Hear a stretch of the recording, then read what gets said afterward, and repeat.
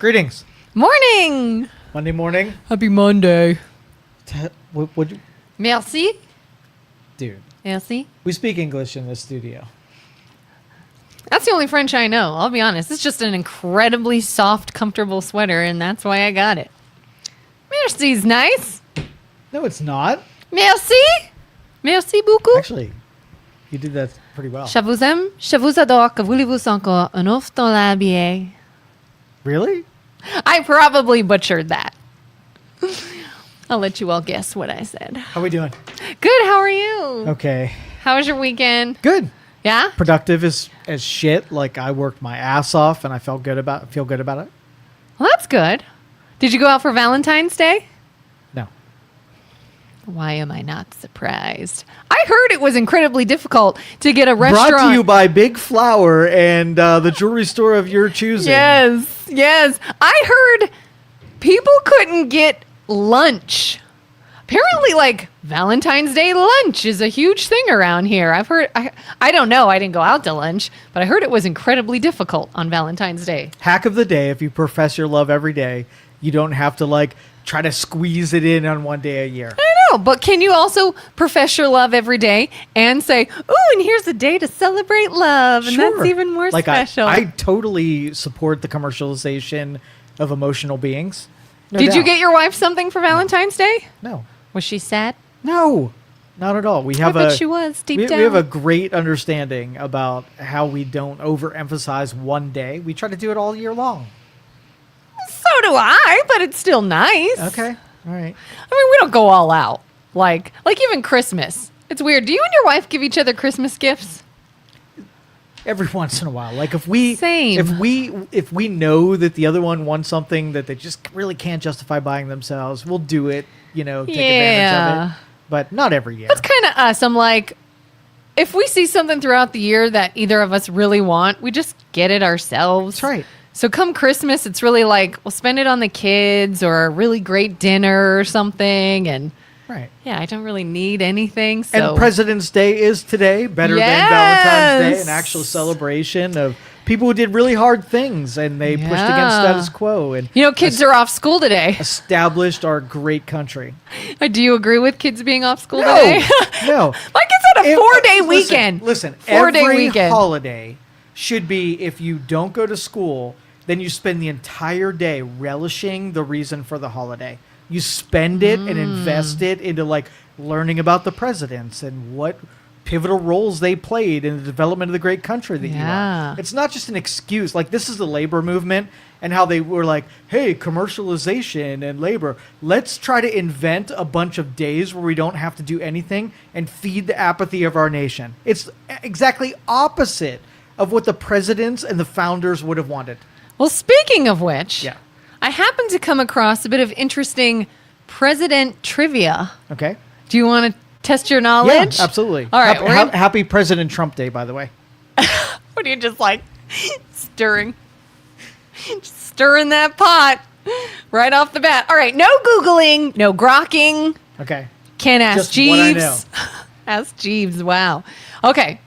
Which president served in Congress after his time in office and suffered a fatal stroke on the floor of the House chamber? Ooh, I don't know. What is this? Anybody? John Quincy Adams. Okay. John Quincy Suffered a Adams. fatal stroke on the House chamber. I did not know that. I didn't know any of these. Which president was the first president to be sworn in by his nickname? Shit, Which president? I have no idea. First president to be sworn in by his nickname. Listen. Get to real trivia. Listen. What? Because you don't know it? It's not real? No. This is shit that you can look up on Google. This is not interacting Really? with... Do you know the answer? No. So it's interesting. No, it's not interesting. It's zero value. It's you will never do anything with that information beyond I today. find it fascinating. Okay, And by all right, the go way, ahead. it was Jimmy Carter. He was sworn in as Jimmy. Jimmy. All right, how about this one? Perhaps due to chronic depression, this president is said to have slept up to 11 hours a day and always took an afternoon nap lasting at least 1 to 2 hours. Who wrote this freaking trivia set? Like this has got to be the ladies. The ladies would be what So funny you what- don't know the answer, so what- you're getting very upset with very the defensive, questions. very not Yes. upset, defensive. Joe Biden. It was not Joe Biden. But that's a good So guess. listen, like what show was he watching? What is his favorite ice cream? What was his dog's name? Like all integral parts of President's Day, I'm sure. All right, so the answer is Calvin Coolidge. Okay. Some political scientists argue that Coolidge's affinity for sleep became more extreme after the death of his son. All of us are made so much better because of that. All right, you'll like this one. Yeah. Famed inventor Alexander Graham Bell tried to save the life of this president after he was shot by an assassin. There's only like 4 that have been shot by an assassin. So it's easier. Alexander Graham Bell tried to save his life after he was shot. I can't grok it. I'm not coming up with it. James A. Garfield. Oh, freaking Garfield. Did you Yeah. watch that miniseries, by the way? No. Oh, dude. Like, we live in Ohio. Like, Ohio is so rich with presidential history. Yeah. I'm going to go to the museum, the Garfield Museum. Do you know the history? Do you know the story of Garfield? No. James Garfield's awesome. So he basically was sort of like an afterthought nomination for the Republican Party. And he went to the convention, and he was actually speaking on behalf of another person who was running. Right? Ah. And the convention nominated him against his will to be president, and he effing won against the establishment. It was... Imagine if we did that today. I'm telling you, what if someone who didn't Wow. even want the job got nominated and freaking won president? Garfield's an amazing story. One of my favorites. Just imagine. Like I feel like that's what like people today are itching for. Like, can that happen? Is there someone that They could happen do it, with? but the apparatus of government would never allow it because it's about who's electable, and there's too much sophistication that goes into campaigns, too much money that goes into campaigns. It would never happen in modern era. But your trivia, if you were to be like, what is the one president that was elected and nominated against his will, I would have known that one because I know history that actually has interest and is interesting. Are you not interested in inventors and innovators? Yeah, and Yeah, Graham- but we didn't get into what he invented, right? Well, Alexander Graham Bell was associated with Yeah, him. Thomas Edison, Alexander, all interests of Listen, mine. this is feeling a little What bit was like his the ice kid that cream didn't know the flavor? answer, and so what he was got his all defensive. He liked blueberry and vanilla. So interesting. D. Nice says, who was the first president to work with Epstein? Who was the first president? Let's see. Is that a real question, or is... Well, okay, so he he worked also for stirring the Bear pot? Stearns in the 80s and into the 90s. And so that would have been either Clinton or Obama. It's probably Clinton. That would be my guess. Are you Googling? I am. You broke your own effing rules. First president to work with Epstein. It's going to be Based on available records, Clinton. Bill Clinton Yes. is the first U.S. president to have documented direct interactions with Jeffrey Epstein with ties dating to the early 1990s, shortly after leaving office.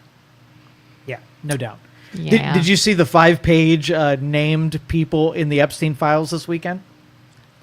I did not. Pages of people. This was a Department of Justice middle finger, by the way. This is Joe's interpretation of it. And so Congress basically forced the Department of Justice to release all of the documents they had and a list.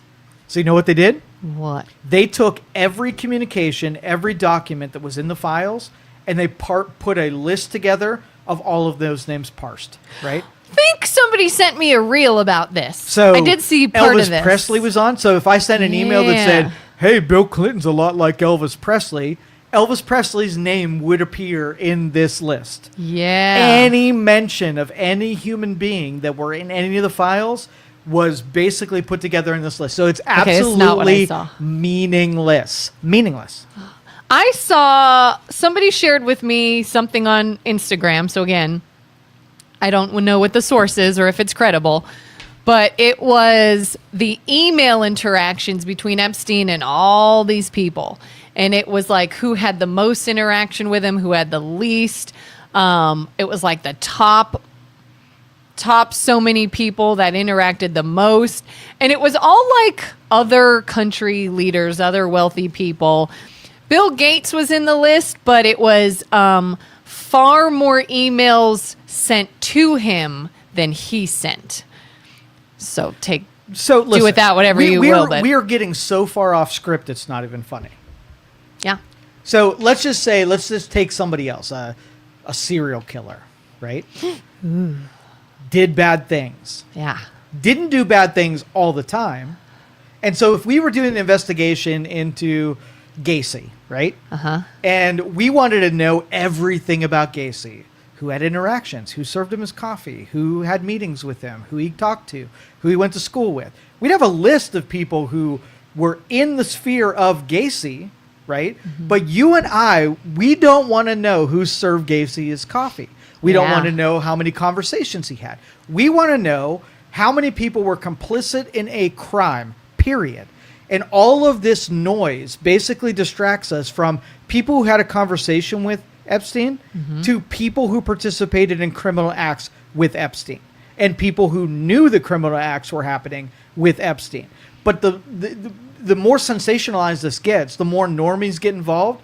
They pick a name and they all of a sudden take John Gacy. He got served at Starbucks from a girl named Cynthia, right? Yeah. So Cynthia obviously was in part of the murders. And then we get ourselves far off script that we got our torches, we got our pitchforks, we were running around, we want some justice.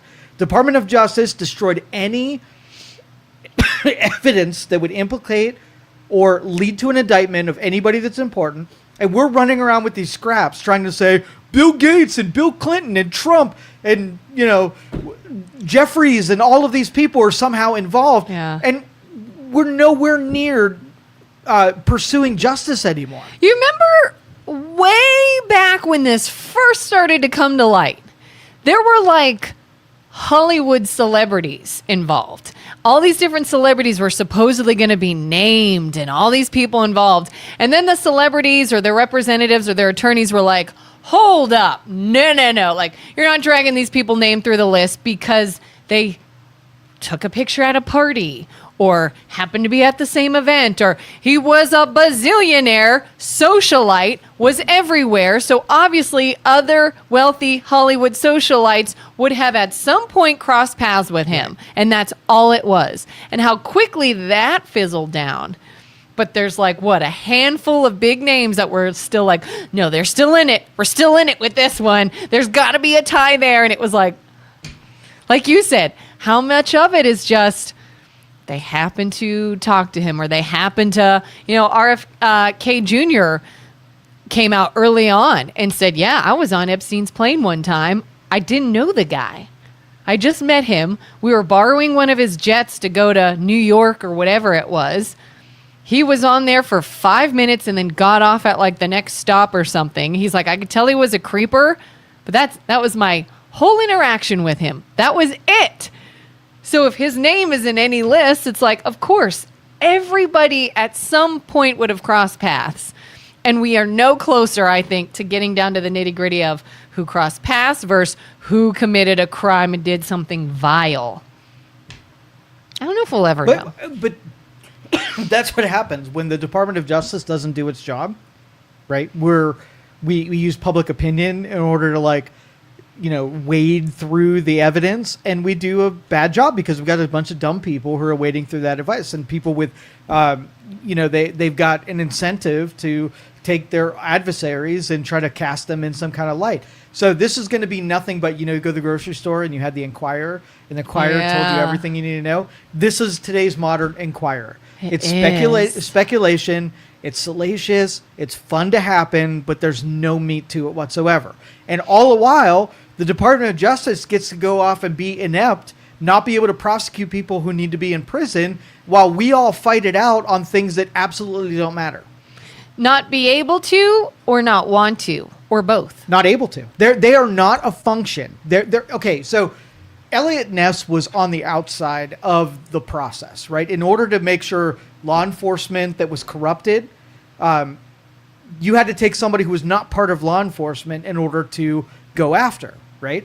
So Jack Smith would have been my hero in any other settings. The problem was he was controlled by an administration who had one sole objective: not to find truth, right? But to make a prosecution in a very, one vein, one singular priority. And so you can't trust that. If you have an infinite amount of priorities and somebody can instruct you to only take the top 10% of those, they can direct you to ignore all of the other what would be priorities from a taxpayer standpoint. So you have to have an independent counsel that is far removed from the process to look at objective fact, right, and just report on findings, not be beholden to the executive branch.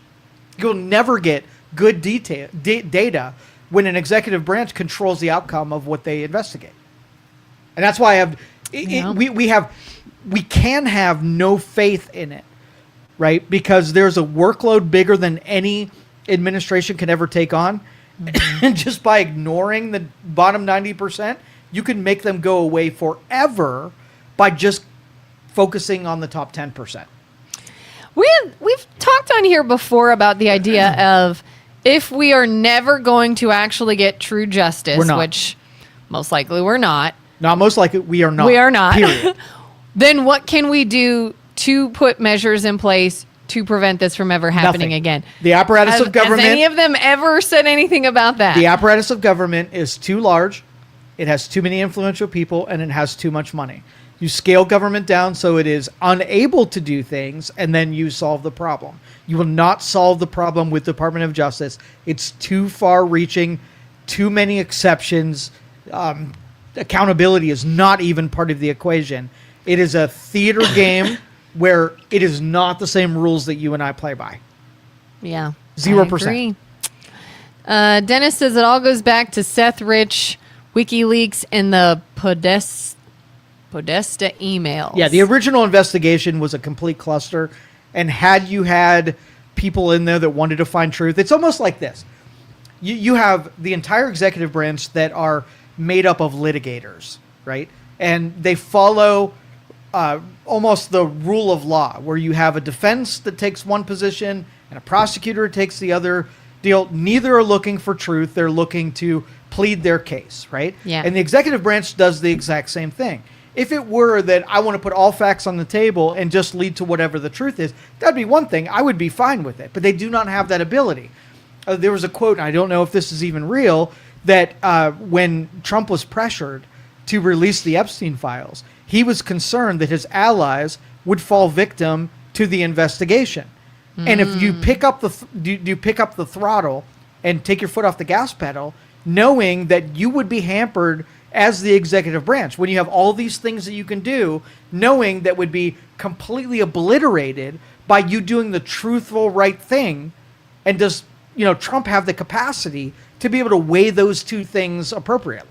I don't think he does. So you're saying he could be looking at a situation that is any and all progress for his administration, for a country, for whatever. The progress, the prosperity. Yes. The change in America and its people. Yes. For the sake of what's right. For this cause. So you take our famous example of a biker gang that you put into a cartel environment, and you're basically analyzing the pros and cons. This guy's going to have to shoot some people. He's going to have to take some cocaine. He's going to have to break a lot of laws. But the end result is that we get the cartel and we bring them down. At a certain point, you're like, there's a lot of wrong in this, right? And if somebody comes along and judges that there were, kids that were put in harm's way for the sake of bringing down the regime in Iraq, somebody's got to decide whether or not the kids are fodder and they're allowed to be heard for the sake of bringing down the Iraqi regime. Who gets to win? Taxpayers would say, you don't put kids at harm. But that's exactly what we did. We set up an intelligence apparatus that used kids as the currency to do, international diplomacy and international espionage and international leverage. And along the way, there's got to be somebody who comes in and says, this is not a fair trade. The innocence of human beings are not currency that the government can use in an end to bring down a cartel. No matter how much we want to bring down the cartel, you just don't do certain things in that pursuit.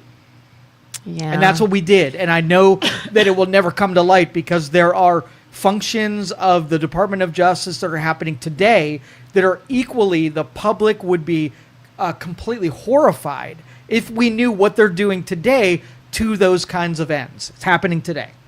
And if the government has the ability to do it, they will be doing it. It will be kept from you.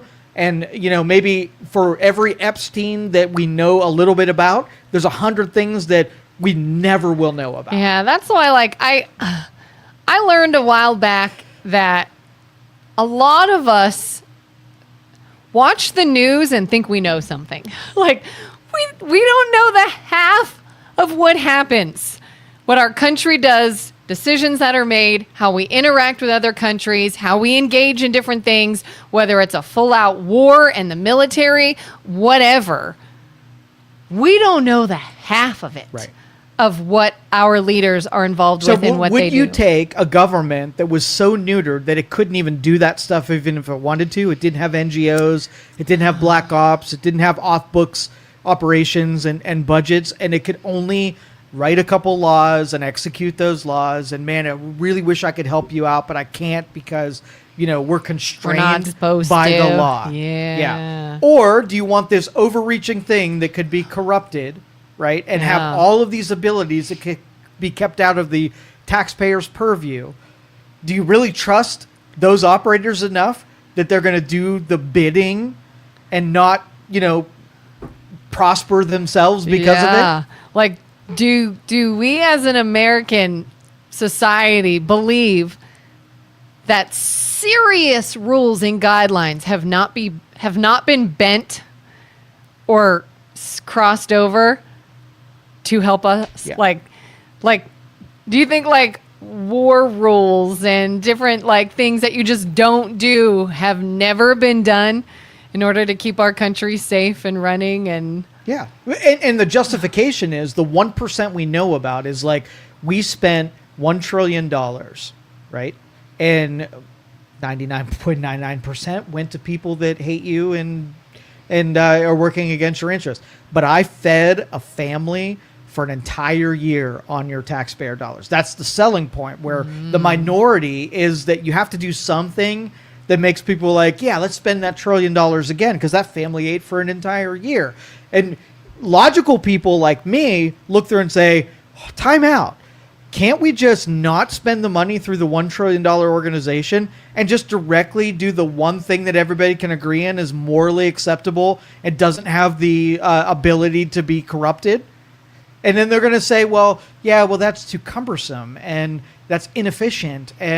Or I can't get into power to do that without feeding big these government. others. This is the cost of having a big government, is they can do things off book. If I'm the picture of morality and integrity, and you're right, I'm not giving BS money to anybody. I'm just giving it where it needs to go.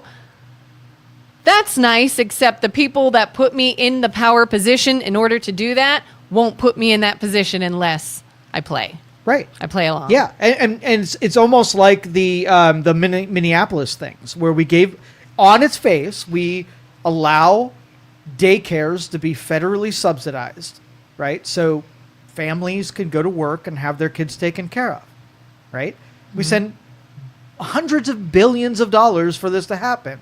And then Nick Shirley goes out and finds out that these empty shell companies that aren't watching a single kid are taking some of that money. Great intentions. Who would have thought that somebody would take advantage of a subsidy? So then people like me are like, all right, take the subsidy completely away. One argument is, if we can't do it right, don't do it. And the other argument is, there were a couple of families that got to go to work because of this, so let's blast all this money into the inferno, right? Yeah. For the sake of the one family that I can cite that was helped by it. And that's the opposition of, yes, there are consequences for federal and state subsidies, and there will be less people helped, but the function of effing government is not a charity. It is a get out of my way and execute and defend the laws that we actually have, protect us against things that we can't, and let people do what people do. Don't create all this dependence that need you in order to survive. Get the hell away from the charity game and just do the simple, bare minimum the federal government is needed to do. Yeah, and I'll admit, I used to be one of those people that would say like, well, is something being abused? Probably. Is there fraud? Probably. But it's helping this portion of people. And those people. I would rather help them while allowing others to get away with being pieces of crap than stop them from being pieces of crap and also take it away from those who need it. And I used to side with that. But then the more I look at it, the more I'm like, but that's so temporary, because eventually, what if you run out of money because of the crap? And now the people who need it lose it, and everybody loses it, and we're screwed, and we've dug ourselves in a hole, and now we can't ever get it back to the people who need it because we allowed so much to be wasted. Okay, so who can do a better job? Let's just say I cut your taxes by half. So you have an extra, we'll say $2,000 per year that I used to send to government. And now Kelin can decide this $2,000 I'd never had before. It's sitting on a table. I've got $2,000. Now you have someone in your neighborhood that's struggling. Do you think you could spend that $2,000 and help the person down the block from you that's struggling better than the government can? Probably. Better? You're saying it's instead of giving it to them, just give it directly myself? Yeah, say just national deal where, hey, we're going to give you half your taxes back. I want you to take that half of taxes and I want you to personally go pick people in your neighborhoods to help and be the charity, right? Yeah. Really help the charities that help the people with a 99% efficiency rate rather than giving it to the government who does it poorly. Because I'm there, I see it, I know what's going on, and I know it's going to where it needs to be. Yeah. So I understand the great intentions of using the apparatus of government to help people, but not at a percentage of like 10% of the money that you send them actually goes to helping a person. Yeah. I would trust Kelin with her $2,000 to at least give me better than $200 worth of value by helping a family, and multiply that by 300 million people in this country and all allowing them to go out and help other people. That even if you have people who are like, I got my $2,000, I'm buying a big screen. Cool. At least you bought a big screen and didn't give it to the government that just gave it to people that freaking hate you. Yeah. If we're going to have waste, at least let taxpayers do the waste rather than people in government that use it to insulate their prospects. If it's supposed to go to someone and they waste it, well, so it still went to where it was supposed to go. Yep. Rather than somebody else wasting what should have gone over here. And on the deal, like the money that you make is yours. Like you don't have to pay it to anybody. And especially if they don't do a bad job. You wouldn't go to a grocery store, you spend $100 and got $20 worth of food, right? You wouldn't do that because there's competition. And if they do a poor job, you shop elsewhere. Well, government, you get to give it to them. They have an efficiency rate in the single digits. And you're like, oh, you mean I have to give my money to this grocery store? Like it comes right out of my check to go to this grocery store and they get to give me $20 worth of groceries? Like you would revolt if that were the case in the public sector or the private sector. Yeah, I agree. Ooh, we've got a bunch of comments. Let's see. Those files are pretty disturbing. Can't even sit down with a cup of coffee to read any of these, but these are files that we're allowed to see. We won't ever get the full story. Yeah, just take note that Joe told you a while ago that if there is not a negative pressure or a positional force against something, human instincts will take us to a terrible, terrible place. So just know, out of the 100 people that you're around, 99 of them are terrible, and the one that's not is me. That's it. The one that's not is me. Did you see Jack Smith's testimony? He was as independent as he could be. On its face, he would be a great operator if he was not controlled by politics. I would love to watch. Like, it's almost like you can see the press poll and you have a Caitlin Collins and she is fierce, right? She asks hard questions. And then say, man, that would be great if she asked hard questions to everyone. To both right? sides. If there were a Trump pressure and there was a Biden pressure, then she would be a great function because she's a bulldog. Not just a bulldog, sometimes. And that's where Jack Smith, he has the capacity to be a great prosecutor, to really push on status quo.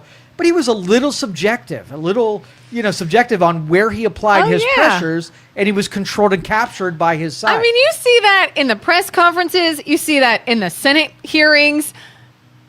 If they're on your side, they're complimentary. They're both smiling. Joe They're Biden, doing what's these. your favorite Yeah, it's flavor like- of ice cream? Fox News is going to suck up to this administration, and CNN is going to ask tough questions. And then Senate confirmation hearing, depending on who's in the hot seat, their party is going to be complimentary, and they're going to like tell great stories, and they're not even really going to ask a question. they're marketers. The opposite side is going to demand these answers, and they're going to get in a fight, and they're going to push what they want to say rather than getting an answer from anyone. Yeah, It's so Jack ridiculous. Smith was an employee of the executive branch, and he performed as a great employee for the executive branch under Joe Biden. What's the topic of the day? It's random. You bring anything up, we'll talk about it. Everything. Dennis says satanic litigators, allegedly. Oh, and let me point out, because this is my weekly, point out the secularists were freaking wrong. Because here's what you do. You rip religion out and you make it really unpopular. And then you basically get the version of what human nature presents. And so demonic forces are the default. And moral forces are something that has to be worked for and disciplined into. And so to have satanic litigators, I'm going to say, as a kid, when I heard like the devil's going to take over our society in the future, I'm like, big red guy's going to walk out and have a pitchfork. And I'm like, I'll know when I see him. And when it turns out in the real world adult life, there are a billion demons amongst us. A billion. And it's not demonic as in they go to the Church of Satan and they sacrifice goats and they drink human blood, right? They're demonic because that is the default for human beings, is to be demonic. Because they're not trying to be better than what feels good.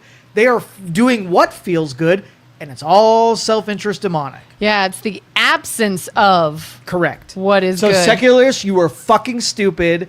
And yes, I use that word with the capital F. And you lost. It was a bad experiment.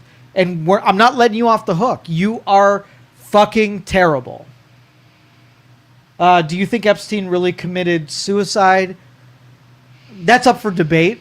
Like the autopsy, photograph makes me wonder whether or not the dude is still alive. He'd be super valuable if he was still alive. Well, which do you think is more plausible? Is he's not dead at all and the whole thing was faked, or he is dead but was murdered? So it's very unlikely that he just went to jail and happenstance made him die, right?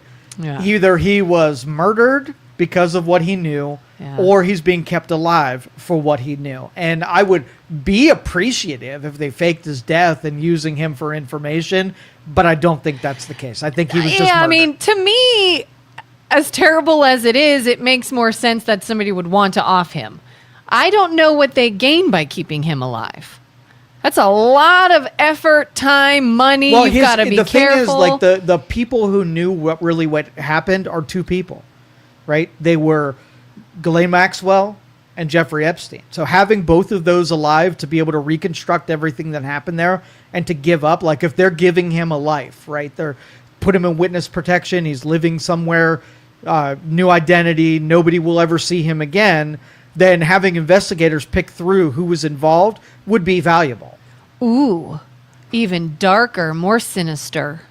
He's kept alive so it can continue, and they're just going to get better at hiding it. Maybe. Ew, God forbid. God forbid. I don't trust government enough to know that either of those scenarios aren't off limits. I think it's all, on the runway. Do you think we will not get justice with this administration that solely trumps Justice Department? Dennis says they did it for power and they'll continue to do it and hold on to it. Yep, we created a power structure where that is the currency, and no one will give it up. Nobody will vote against their interests, and they will be able to take it perpetually till the day that they die. So limited government, libertarian principles, take powers away, slash all kind of funding for every interest that works against taxpayers and the interest of the United States of America. What does Dennis mean, Kelin, the game is on? What was that about? I don't know. He wrote that a little while ago, and I was like, I don't know what that's in reference to. Now, if you ever, 9/11 and the conspiracy theories that go along with it, would you be surprised if 9/11 was something that was in-house? Would I be surprised? Maybe a little bit. Not I wouldn't be uber surprised, but a little maybe. Surprised as in... I would hope that it wouldn't be in-house. Would you be surprised knowing the characters that represent us would do something to a level that No. would be off-putting? It would be outrageous, but you'd be like, oh, that kind of tracks with what their credibility I would be states. upset. I guess I wouldn't be Surprised. super surprised. Yeah. Okay. Yeah. Right. Me too.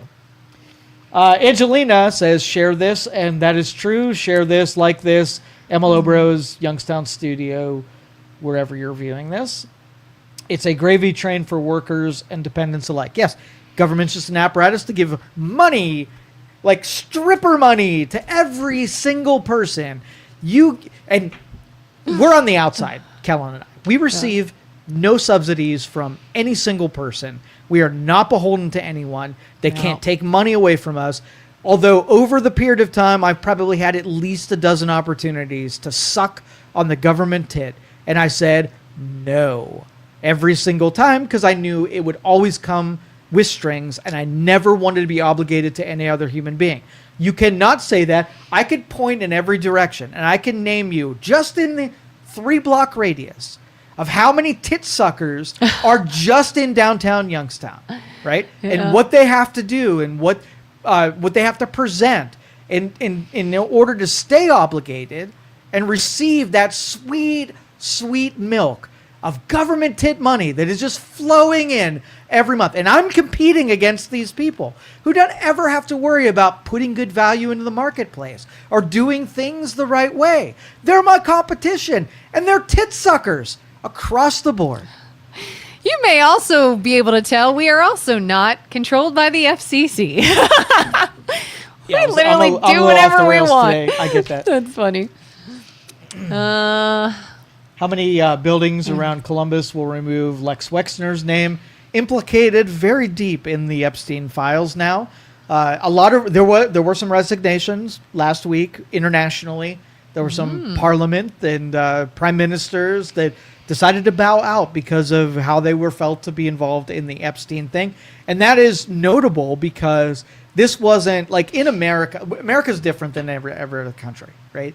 In those countries, the accusation actually matters, right? They don't make these baseless accusations to everybody, so that when there's an accusation, it holds some weight and merit. So if somebody says, you did X, Y, Z, because you can't just do that without being punished if you lie. In America, we can lie, right? Lying is protected by the First Amendment. And so we can make, you're Hitler, you are a Nazi, and it could be a complete lie and fabrication, and I'm just allowed to kind of say it. Yeah. So when I say you're on the Epstein list, it's just one of the myriad of things I would say to you to injure you. The public says we injure everybody and say the same things about everybody. You're a racist, Nazi, homophobe. And so since we say it to everybody, you don't resign over things like that. That's just part of, how we talk to each other. I don't like you. You're a freaking Nazi. I don't like you. You're a racist. I don't like you. You're a homophobe. I don't ever actually prove those things. In fact, the Julies of the world right now would say President Trump is a pedophile. What is that based on? Do you have to prove that he's a pedophile? Could it be a baseless accusation or tip that came through an 800 number tip line? Or somebody said it somewhere and you could just repeat it and present it as fact? No, nothing will ever happen to the Julies of the world. They'll never have to say the consequence of saying something that I wasn't entirely sure about means that I have to pay retribution. I have to pay a fee for being wrong about things. We could say wrong things all day and all night. I'm hooked in some freaking You're stuck. I'm stuck. Especially when it's only calling out like one side. Like back when everybody was so mad and accusing Elon Musk of being a Nazi because of the arms salute. And everybody's like, look at his salute. Look what he did. It's a Nazi salute. And other people are like, he was literally just like waving and thanking people. He put his hand over his heart. And wait, I'm not going to do it because he this will did be like clipped. that. BJ will totally pay. So if I wanted to go from a I love you, Kelin, to a wave, what's the transition? Everybody's like, there's a danger zone. You could go straight up or you could go down, but you can't go at an angle, apparently. Because that's danger zone. Nobody can, like, this could be the if you want to say, I give my heart to you, But This you're is from using Star one Wars, arm. right? Yeah. Now, do I have to like relax and do something else, and then I have to wave to you? Yeah. Was that Nazi? But then, like, man, Dami did it. Who else did I see do it? I can't remember who it was. Like, over years, you see all kinds of, whether they were politician, celebrity, public speaker, whoever, that did the exact same motion. They were saying, oh, thank you, and giving it to the crowd. And we're like, wait a minute. Why was it an evil Nazi gesture when he did it, but not when these 8 other people did it? Oh, that's right, because one is pushing a narrative and the other doesn't feed that narrative. Did you know that you have a golden retriever, right? Yes. Did you know Hitler had a golden retriever? You freaking Nazi! Did he really? He did. Yikes. No, it was a TIT sucker, not a COCK sucker. Teat. Which my eyebrows, if you saw my eyebrows raised, it's because I really thought you were gonna say that word. So teat, T-E-A-T. I did go to tit every once in a while. T-E-E-T. Is Teat. Is it T-E-E-T or T-E-A-T? If you're talking about an animal, I think it's teat. They're suckling at the teat of something. T-E-E-T or T-E-A-T? I don't know. All right, teat. We'll just say it's Teat is what he meant by that. But Justin he was says fired when up. you have big government as the one responsible for taking care of our neighbors, relationships, and respect suffer, we don't need each other. There's a major fallout when the government takes the place of good Samaritans and good neighbors. It's not just money and numbers, but society. And that was Yeah. just secularists. What they wanted to take the power away from the church, right? The church was there to help people, and they want to be like, hey, we're going to compete directly against the church. We don't want these good Samaritans going out there and helping individually, because they'll put all kind of like shameful stipulations on, I don't want you to hurt, and you shouldn't buy heroin, you should buy milk and bread, right? And they'll say those things that hurt. We'll just give you the money, and if you want to convert it to heroin, that's on you. That's your money. We'll be the good guy, and you Yeah. can still get your heroin by the black market welfare checks, right?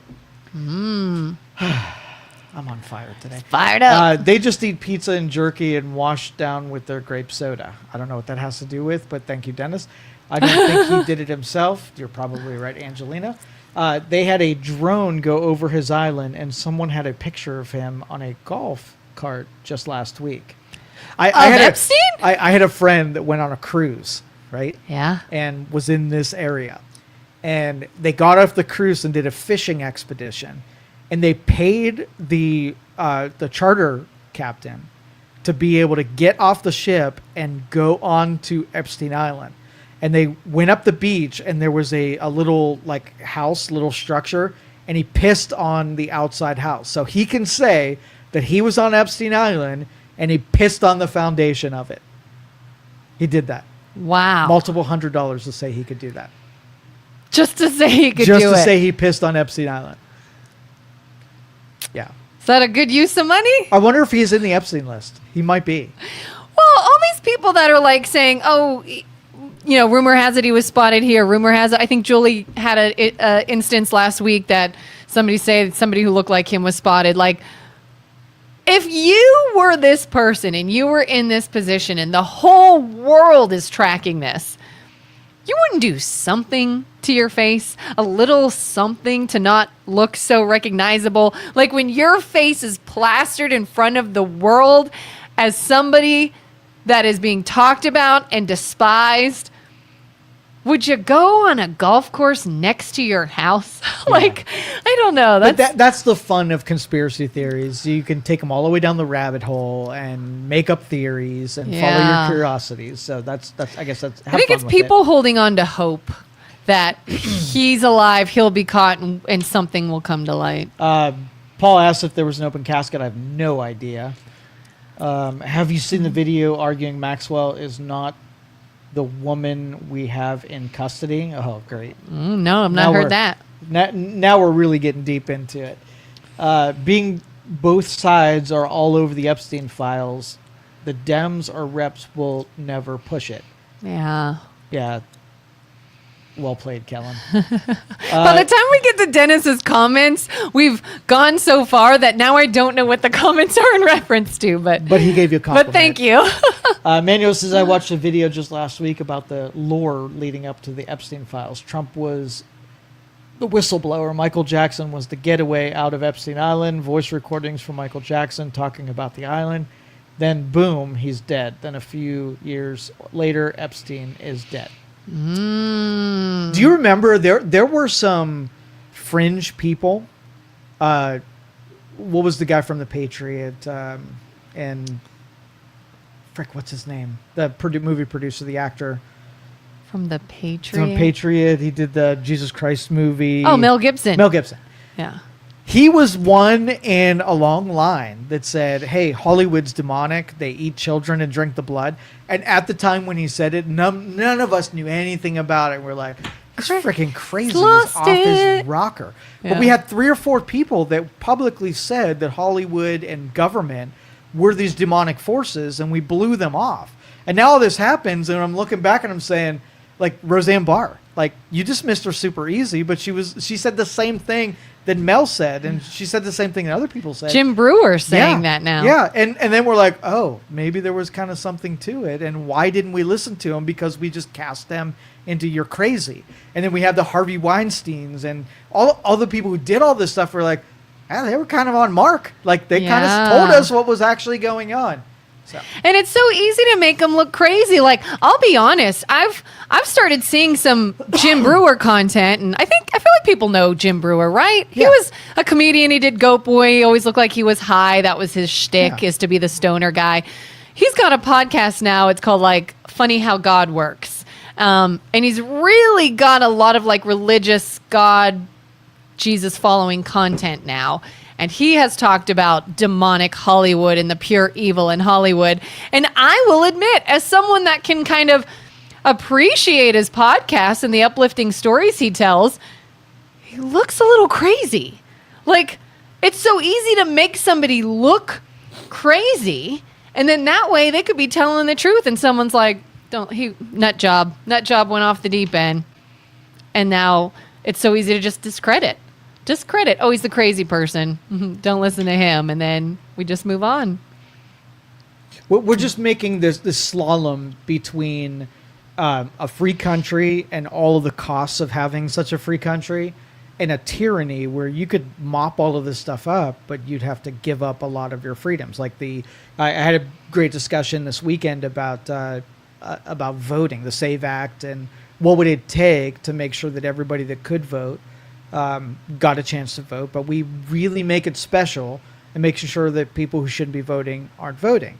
Well, in a tyrannical government, that would be freaking easy as could be, right? Mm-hmm. But if you live in a government that is free, then you exploit vulnerabilities in that freedom and work against the system. So, for instance, it should be that if you have a driver's license, you go and vote. Because a driver's license, they would want to make sure that you're a resident. Like, that would be an extreme evidence that you are a citizen of the United States. But then you have a couple states that are like, we want to give driver's license to people who aren't, right? Now the driver's license doesn't mean anything. It used to be that citizen equals driver's license. If you were an illegal, you didn't drive because that's a luxury and a benefit of being a citizen of the United States because you're a liability, and this is a benefit of driving our roads that other people paid for. You don't get to drive on roads you didn't pay for, right? But since those states messed with that system, now the driver's license is meaningless. There are people with driver's license that aren't freaking citizens. So now it's like, in order to vote, you got to be a citizen. How do you tell? Now, do you think birth certificates are like the ultimate authority on if you're a citizen of the United States? No. Every person has to be an investigation to figure out if you, like the people who came to this country that were my great-grandfather, I could look at a log that was written in pen, his name and the date he arrived and where he came from and whatever, right? Mm-hmm. So they would have to investigate Joe to see if my lineage said that I'm part of my heritage means that my grandfather wasn't a naturalized or a citizen, he was a naturalized citizen, and I became a citizen because I was born here. So if you want only voters to, qualified voters to vote, what method of identification would be required? Well, the cost right now is what happens when you travel the country. If you go to Italy, they want to know who the F you are or they're not letting you in. Yeah. So we have one method, which is getting a passport, where they do an investigative research on you to make sure that they have enough identity and history on you to say, I know who you are, I know where you're from, I know where your lineage is, you're good, right? And so now, okay, let's do the SAVE Act, and we'll eliminate a bunch of people who are suspect. Maybe 90% of the people are easy to say, yep, you're it, and go vote. But 10% of the people are those asterisk type of deal. So how do you then qualify the ones that should be here that they're too lazy or don't want to go through the process of getting on the books as somebody who could vote? And do we really want those people voting? You're saying they could, they just haven't got. Well, yeah, they're qualified. If the stipulations for voting, either you're a legal or a naturalized citizen, all you got to do is the paperwork that supports that. If you have a person that is in that category but doesn't want to do all the things that that would allow them to vote, is it incumbent on the voter to go get the things so they qualify, or is it incumbent on the state to make it so easy that that person could vote naturally and it will still count? To me, it's a personal responsibility. If you are too stupid, right, or don't have the money, so you're typing on $1,000 iPhone while you claim you can't get a $100 piece of paperwork to be able to vote, that's your priorities. That's not mine. You could sell your phone and I'm so, my ambition is that I want to vote so badly that I'm going to sell my phone to the pawn shop and get enough money to go get my documents so I can go vote, or not. And I'm okay with either way. If you don't want to do all the things and voting is not sacred enough for you to do it, I'm cool with that. Why should some liberal white woman take exception to the fact that Pedro won't vote this time, even though he's qualified, because he was unwilling to do all of the things that would allow him to freaking vote? Why did I pick Pedro? Because I am just a raging You're racist. Such a racist. So raging racist. God. Let's see. In her defense, I say a lot about Hillary being a lizard person, and that largely based on a gut feeling. Yeah, she's a terrible captured political person. I would not Okay, you as a wife. Okay, if you were married to Bill Clinton, the philanderer, would you stay married to him? Personally, no. Yeah. So, okay, let me give you pros and cons. Okay. Great branding. He's still got a great brand that people love him, and he can make an exceptional amount of money. The father of your children, but a desperate philanderer can't keep his dick in his trousers. Which one weighs heavier on you as a wife? Well, me personally, I don't want to be tied to that.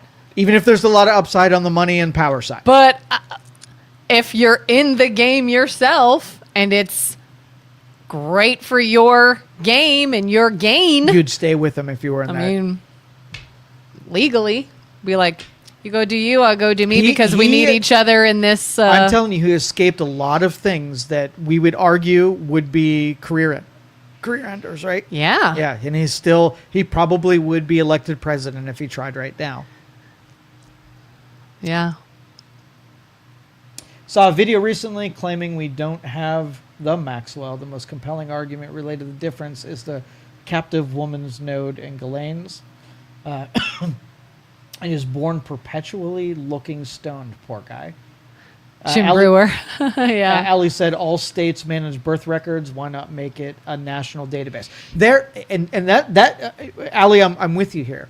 We have the technology and modeled through 100 different industries that if we wanted to make sure that we provided something, so if Joe wanted to go buy a gun right now, there's a national registry to make sure the reasons that would disqualify me for buying a gun, they can within a day check me on that list and make sure that I'm okay to buy a gun. It exists right now. Yeah. A bank, if you had an account somewhere and you wanted to take out a deposit, they have ways of figuring out if you are Kelin and you have enough money, and that way when they give you money, they're not later like, oh, Kelin didn't really have any money and I gave her money, damn to me. Or Betty Smith came, said she was Kelin, and she took money out, and damn, I made another mistake. We have ways, either through blockchain or databasing or AI, to be able to figure out if this biometrics are easy. Do you use anything biometrics, by the way? You know about the things that like read your whatever? No, different biometrics. Oh. Same principle. They have locks that you put your thumbprint and it opens your lock, right? You have your phone where it looks at your face and it opens your phone if it sees that you are who you say you are. I think I do actually, but I know of those things. So biometrics. Yeah. So if you took really good technology and basically forced everyone to blockchain sort of works on the principle that I agree with. Databasing, I don't trust the database holders, so I don't like databasing. But if we had blockchain, so blockchain pushes things out on your end, right? It is a you versus you type of transaction. People on the other side of the database don't see you. It's completely anonymous. So if I pushed you money rather than, like banking systems, ACH, where you can draw money from my account as long as you have certain piece of information. I don't trust that because what happens if you do it and you do it again and you do it again? Yeah. But if I pushed you money and you had no ability to pull that money on your own because I was anonymous, now the system works. So everybody wanted to vote, submitted their own information into blockchain. My facial recognition, my thumbprint, any other kind of iris scans or whatever. And now you're defending not everybody else.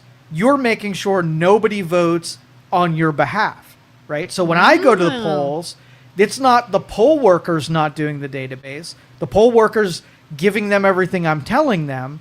But in order for me to vote, I have two-factor authentication. When I walk up to that, I can't hit the submit button until I have told myself I am who I am. And I put my thumbprint, and it goes out to my database and says, yep, you're Joe Danyi, and it tells the system it was a thumbs up, and now my vote gets submitted.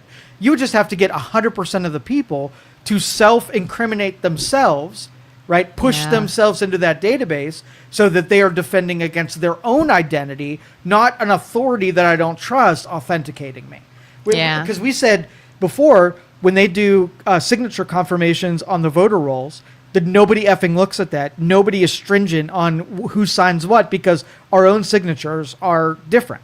Mm-hmm. But when I go up to my lock and I hit my thumbprint, if my thumbprint doesn't match what it has in its database, it doesn't effing care how I feel about it, right? If my hand's cold and it doesn't make it, I love that it turns me away. I got a cut on my thumb and now it doesn't match up. Absolutely. Now I have to try harder to make sure that it has a deep enough database on myself so that when I present what it knows, it says, thumbs up, you can get in my house. We understand this on principle, but we create these little exceptions, but what about this person? And what about this person?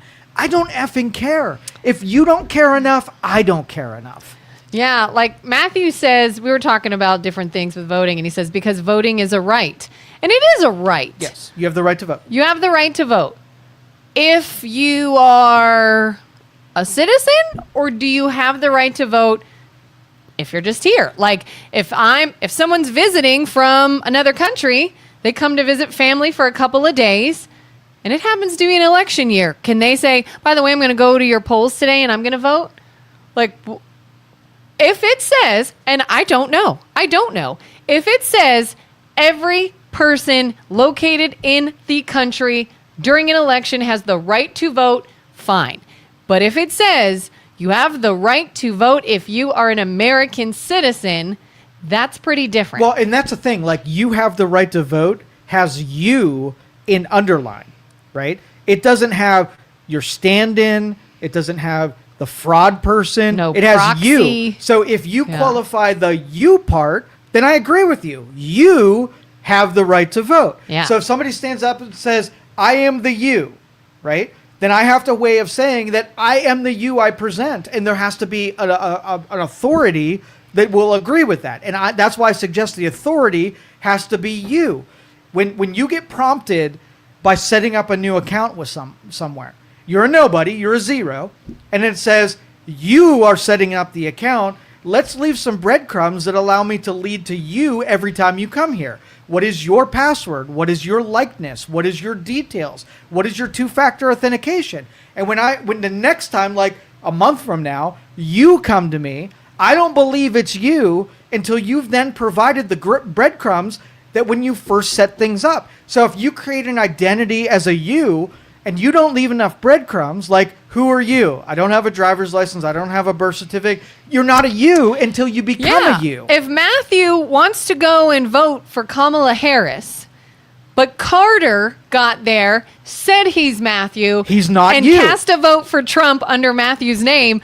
Matthew's going to feel some kind of way about that. I will say that is not you having the right to vote. You have been stolen by Carter. Sorry, Carter. I don't mean to. Yeah, sorry, Matthew and Carter. I needed two names. So the you is what's underlined. As soon as we get the it's you, and the you is a qualified voter, then you have rights as far as the eye can see. Yeah.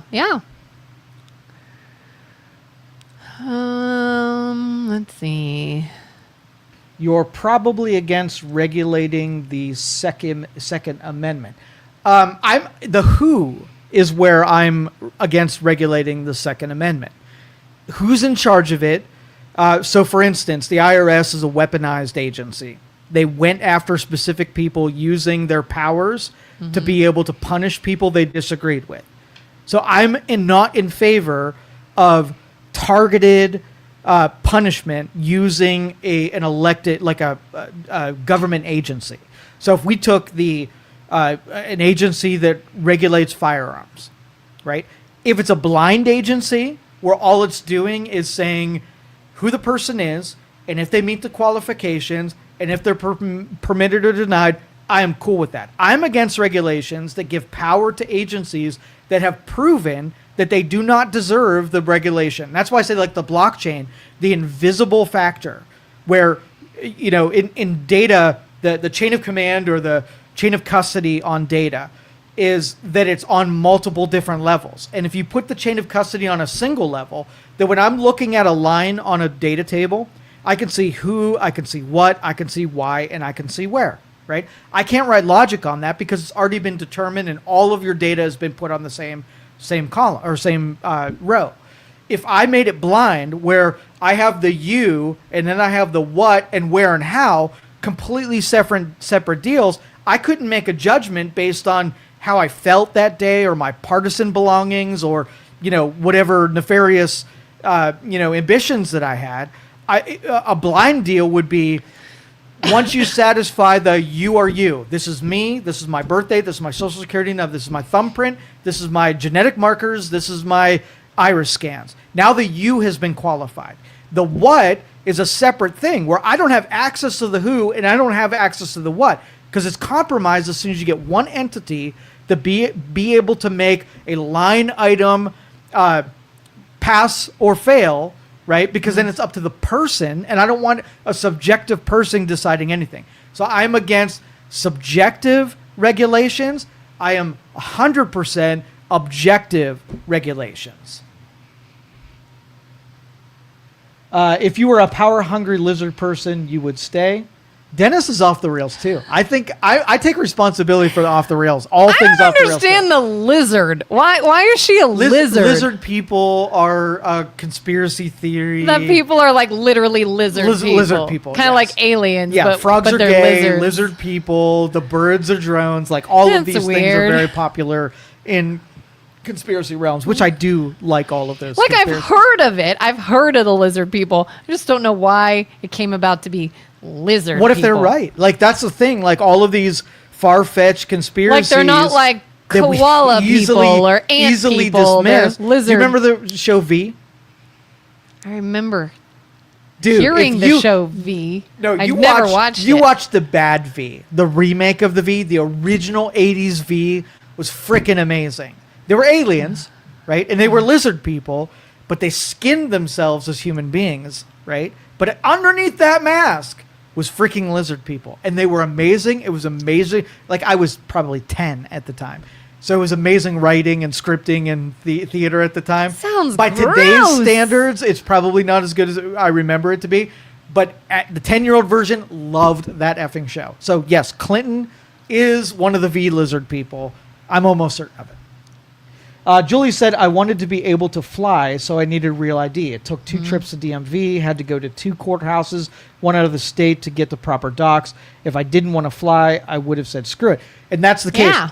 It is government, so their processes are antiquated, they're arbitrary, and they're stupid. I had the same thing. I flew to Florida a couple weekends ago, and I didn't have I went to the DMV to get my license renewed, and they said, you're going to have to get a real ID if you want to fly. And I'm like, okay, what's required? And they said, do this, do this, do this. I was like, listen, this was during COVID. It was 2001, and I had to make an appointment and stand in a 50-minute line in order to get in front of that 6 desk. feet apart from and I someone. said, here's the deal. I don't have all that stuff with me because I do not carry that stuff. And I don't foresee flying in the near future. Just give me the regular one because I don't have all of that stuff. And they gave me the real one. So I went to the airport this last week. I was like, yeah, I did this. I didn't get the real ID. And they're like, oh, just go to the website, right? The TSA website. Hit a button, pay your $45, and you're good, right? No investigation, no birth certificates. They give you a 2-week pass to be able to pay your $45 and be able to get on the plane. So you got on the plane without a real ID? Yes, I did. Oh. Yeah. Julie's like, you little. Yes. And so the next time, hopefully technology will advance to the point where these stupid, archaic processes that serve nothing but another revenue stream for government that is actually safer, that confirms identity more, that has real investigation, is more baked into the cake. But right now, government is stupid, and we go through these weird processes, and we have this false sense of security that we're safer because of it. Why do you have to go to 2 different DMVs in a courthouse out of state? Nah. No, that I've never had to do any of that. When I did it, it was early on. So they wanted a birth certificate, they wanted a utility bill that had your name and address on it, and they need one other thing. And I just didn't have those things with me. But now it's just you go to your DMV, get your license, give them those 3 forms of whatever they're asking for, and they give you a real ID. Yeah, like when I moved back to Ohio from down south, I just had these documents and I got it. I didn't have to go any other buildings. And that's where BJ just said you use your passport, because when you apply for a passport, you go through an algorithm that does investigation, make sure that you aren't red flagged, and issues a passport. So that's as good as getting the real ID. Okay, so I have to fly next week. I just want to be clear. I have my plastic ID card. That's all I need, right? Your passport? My ID, my license. Real ID? Yeah, like a hard plastic No, it has ID. to have the little seal that it's a real ID. Yeah. Like some people have like paper or something. No, This is a driver's it's a plastic license. ID. Yeah. But it will be issued under the real ID standards, and it'll have a little seal that it is a real ID. Pretty sure it does. I'll show you when we're done. You tell me if it's the right. Okay. Because if When'd I you get need it? this. When'd you get it? 2023? Yeah. Did you show birth certificate and all that kind of stuff? Yeah, I'm pretty sure. Yeah. It was when I moved back here and I Yeah, needed because it an got Ohio easier. My wife license. did the same thing, and all they needed from her is her old driver's license and a birth certificate, and she got real ID passed it. Yeah, I think I had to show like a utility bill or something. Yeah. And all right. Yeah, you're probably good. Well, I'm good to go. You can easily do a private party sale for a weapon. Yes, you can. All states also issue marriage licenses as well. These required identification pieces should be free and available through a database upon registering to vote. And that's what I suggested, a window of the next 6 months of just having all identification. All right, take your 80,000 IRS agents that you hired during the Biden administration and put them on identifying people here in the United States. And knowing that 20% of the people just are hard to identify. They're homeless, they're drug addicts, they don't have their shit together, and they're going to be hard to identify. Not exactly the caliber of people that you're going to want to be voting on anything anyway, so you can properly exclude them from the mix. You're not going to try to fight hard to make sure that heroin addict on the street goes out and votes this week, right? You want property owners, you want good decision makers, you want high intellect people to be your focus with those IRA agents, get them all qualified. Women change their name because of marriage, get them requalified, get them in the database the way they need to, then move down to the tiers. Use those people to do investigations where your certainty level above 99% is an easy pass. It's a lightning lane to be able to get you in the database so you can vote, and then keep working those 80,000 IRS agents, give free identifiers to all of the people who qualify but just are too discombobulated to get their shit in order. Work with them, make phone calls and say, hey, we see you're on the voter rolls and you're going to have a hard time voting this time. Let me help you get qualified so that you can actually vote and get those people all in the realm. It's going to take every bit of 6 months, so they need to operate now. And most of those people can afford it. They are just not prioritizing their right to vote as something they need to start working now to make sure they can do it. And do you think, is there a misconception that it's harder to do than it is? No, people are just lazy. People are just freaking lazy. Because when I got married and I had to go and update because I was changing my name, I had to get a new ID, I had to do all these things. I was told, you better have nothing going on that day. It is a full day. It is a lengthy process. Better make sure you have every single document necessary. So I did. My husband and I both took the day off work. We got there bright and early. We're like, all right, patience is with us. We got everything we need. Let's go and start the process. And I'm like, it was bam, bam, bam. Thank you. That's it. That's it. We got everything we need. You should receive your ID. I was like, let's go to lunch. Like, why does everybody think this is hard? And which is why Julie seems to have had a pretty difficult go at it. Like, why? Is it supposed to be easy though? Like, is that the misconception? Is that everything needs to be easy so even the lazy can get it done? I'm just saying, I wonder if that's a tactic that someone can use. Like, don't do this. It's too difficult. When really they should be like, it's not that difficult. Go do it. But it could be, that's built into the kick. So for my birthday is in December, right? And so my registration on my cars expire in December. When there's heavy road salt, dirty cars, and I never put my registration sticker on my license plate in December. I take the registration card, I put it on my dashboard, and I know that if somebody scans my license plate, sees I have an expired sticker, they could pull me over. Getting right? pulled over. But in my mind, I'm doing myself a service knowing that I didn't buy the registration and then the sticker fell off. Because in my head, I watched the thing fall off, and I'm in the right position anyway. So I always wait till January, till I wash my car after the snow is done falling, and put my sticker on. Now, if I got pulled over on January 7th, right, I would show the registration sticker. The cop would say to me, hey, you should have, I could have given you a ticket because you didn't display a registration. And I'm cool with the cost of my decisions. I made those decisions. I do them for a reason. I do it every single year. Maybe one year it'll catch up to me and I'll get a ticket. And that will be the cost of me making those decisions. I'm responsible for them. It's never happened. But when that happens, what if I got here and said, that asshole cop gave me, I had the sticker in my car, right? You can't give me that. See, I have it. You would say, you are just too mentally lazy to go through the process of sticking it on in compliance with the law. And if it happens to fall off, go get another one and sticking that son of a bitch on there when it happens. It's your responsibility to make sure you're compliant with what the rule set is right now. I broke the rules, but guess who's ultimately on the hook if I break the rules? Me. And I won't blame the cop. I won't blame you. I won't blame the system. It's all my decisions from start to finish. So if you get married, right, and you don't know that your name changed and it's not going to match the voter rolls, is that the system's fault? Or is it you decided to get married and you have to take all the different costs that come along with getting married and having a name change? And you're like, my name changed. Let me go through all the things like my credit cards. Oh, it says the old name. Let's get a new one. Oh, my birth certificate says a different name. Let me get an updated one. Let me go to my passport. Hey, my passport, my voter registration. Like, go all through the things that normal human beings know. And if you have a stupid person, right, that waits until those things happen in order to think through them, they are too dumb to vote. That is my point, that if you're too dumb to figure out your own affairs, what makes you think you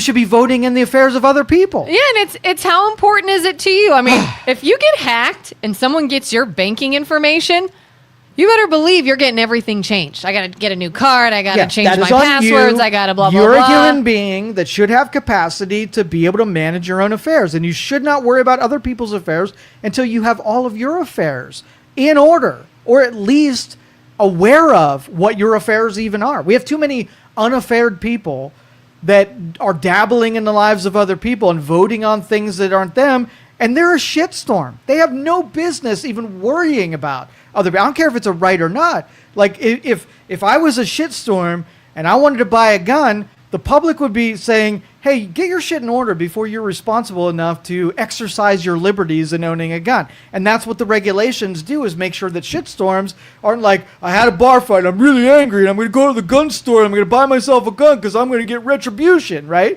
Yeah. And then the government's like, slow down, bitch. You're going to wait 2 weeks and see if you still feel the same way. Your right is that you're going to own a gun, but I'm not telling you how quickly you can exercise that right. So maybe it takes you 2 years to be able to become a voter the right way. Cool. If you want it quicker, be better. If you want it slower, take your damn time, go through as things happen, and 4 years from now, you can exercise your right to vote. Julie says, marriage license, divorce decree, other marriage license. I have been me for a lot of years. Yes. The old IDs are color. The real IDs are black and white with just the card having the same color. Do a buyback like they do for guns. Find something of value that we can get off the streets and offer the voter registration on $50 for an Uber to get there.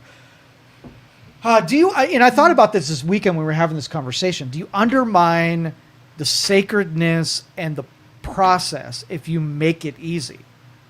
Right? If you get too many people who are unwilling or irresponsible, then we like coax them into a process that should be hard intentionally. So for instance, like, if a certification on your wall that said you were a great communicator and you were in that industry, I want you to get a certificate of achievement in communications.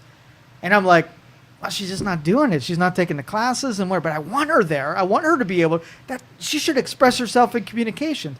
Let's make it easier. Now, would I want somebody who had to be urged through that system to go get that qualification, or do I want the person that would fight to get that qualification? Which is the better qualification? Yeah, I mean, we've been seeing some of that when our kids started to get into like sports, for example, and school activities. And we saw the frustration and the fighting and the problems that came out when there was a team or an organization or a squad you could be on that anybody who signs up can do it. Very real environment from the team that had tryouts to be there. Totally different. It's taken seriously. It's harder workers. It's done more efficiently. It's, hey, who just decided I think I'll go do this, and who fought to be there because it's meaningful for them. But I do understand that if you put a regulation or a mandate that you have to do and you didn't know that you had to do it before, it's up to the government to subsidize this. Yeah. So, for instance, if the government costs me money, the government should make me whole because they changed the rules on me. Yeah. When I enter, the rules are X, and I willingly go into those rules. If the last 4 elections I voted, and now you make a new requirement that's going to cost me money, I'm going to be there saying, okay, I'll do it. I'm willing to do it, but you pay for it, right? So if we took a small subsidy and made those things free and made it easy to be able to get there so long that you were able to do the rest of the responsibility, I'm cool with that. Yeah, I mean, during COVID, we sent people all kinds of money to stimulate the economy. Why can't we say, hey, voter laws are this now, ID laws are this now, you're required to go get this, no cost to you?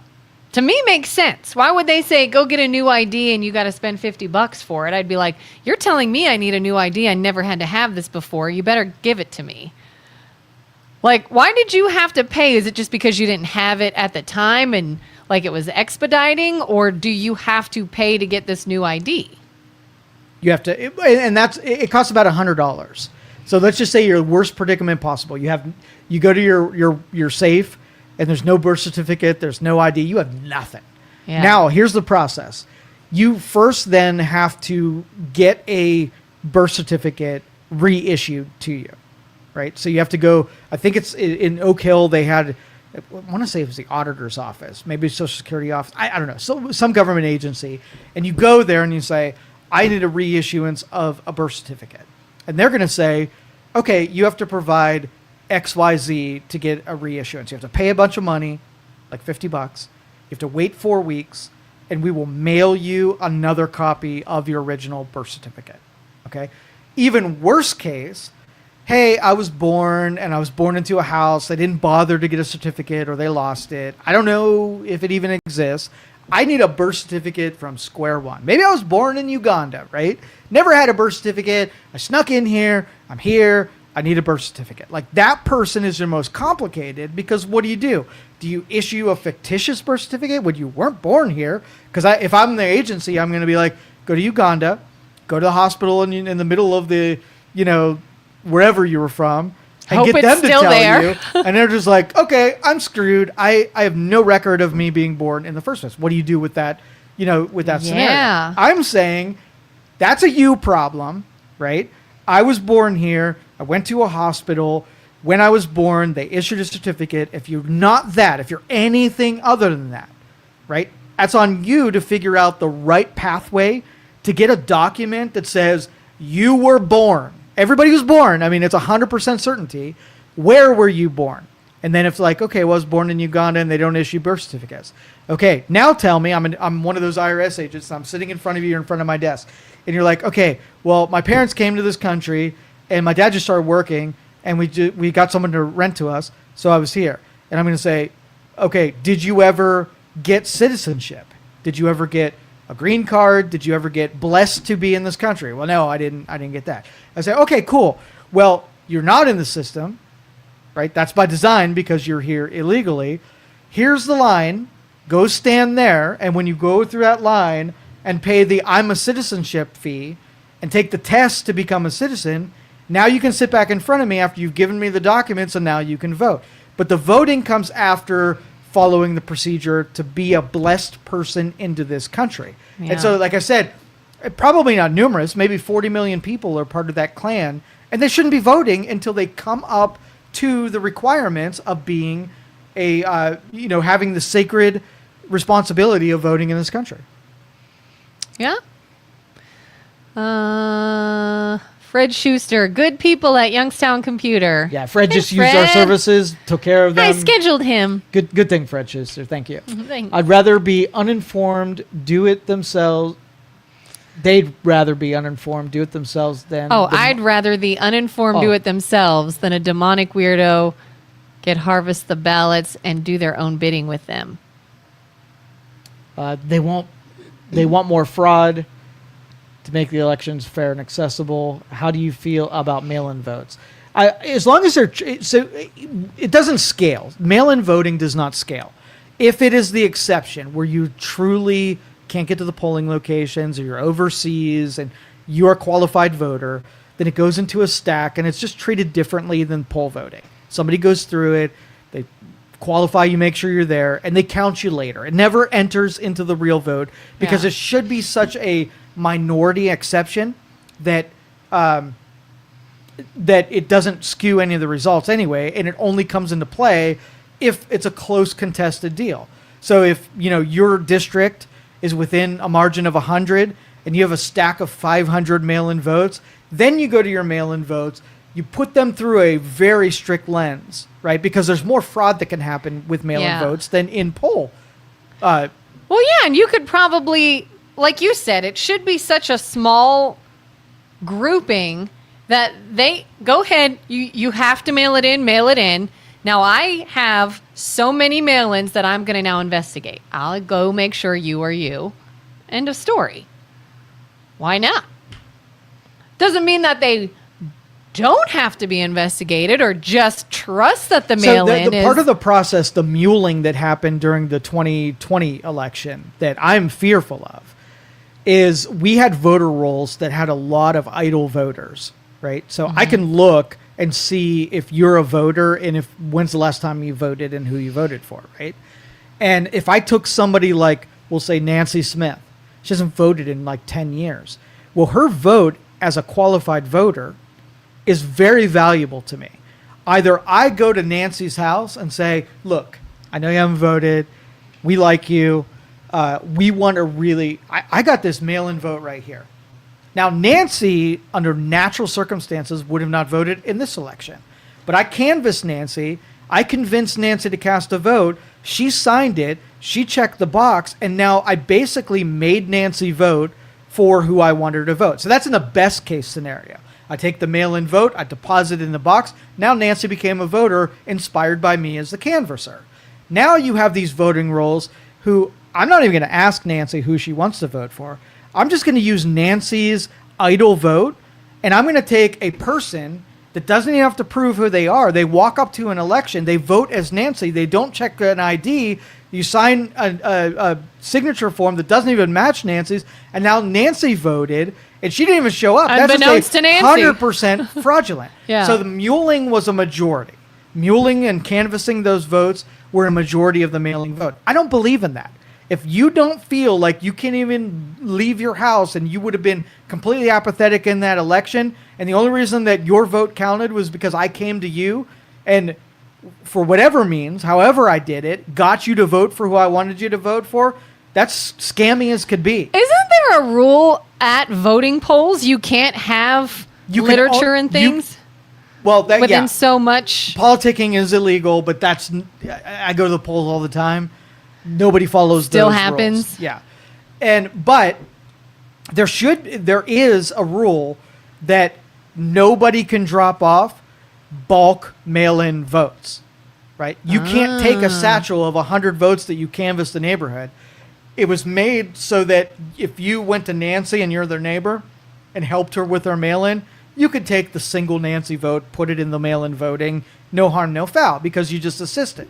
But these canvassers are harvesting thousands of these votes and dropping them off in bulk.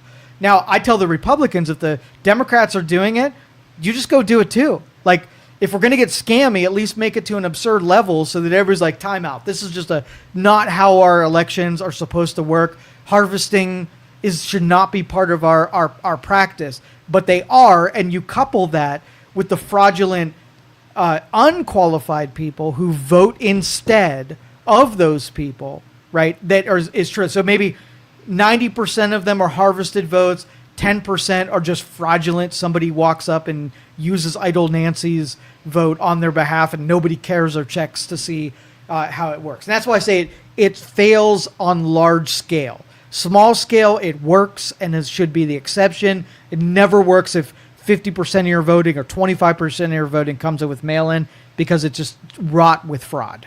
Mm. If they fix the fraud, they enable, they can't campaign and fundraise to fix it when they're in office. Yeah, it'll be perpetual. 20 years from now, we'll be talking about fraudulent elections because there's no real incentive to fix elections in the way that I'm prescribing that we fix them.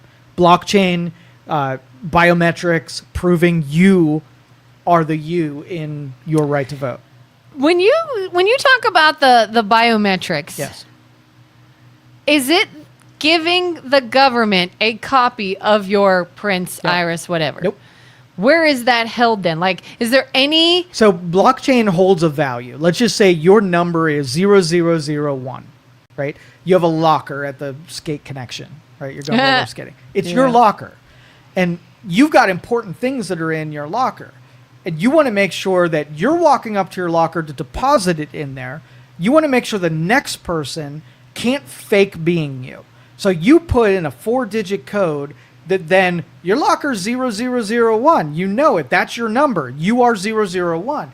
And because you created the locker when you put your coins in there, you then set up a second factor to make sure the next person who walks up to 0001 is not you. It's proving you are you. So if they took social security numbers starting from 00001 to 99999 and put it in a database of the blockchain, right? Every different version of a social security number is represented in the blockchain. There will be ones that are claimed and ones that are unclaimed. When I walk up to my social security number and I claim it out of the blockchain, I am putting factors in there that nobody that walks up to my number can ever use that number if I don't put in the other factors that unlock that number. So the government only knows my social. It can't do anything unless I'm there. So if I go to vote, right, that's you locking up to your locker. I go to vote, and I can't use my social security number unless I've supplied enough of those factors to unlock my number and be a voter. And that's harder to, I guess, hack, access. Like, nobody could access any information of yours that could be used. There would be no information. If Social Security number is a determining factor, and that is your number that corresponds to your identity as a person, right? Then you set the factors that unlock how qualified the you person. So at the locker, you put a 4-digit number.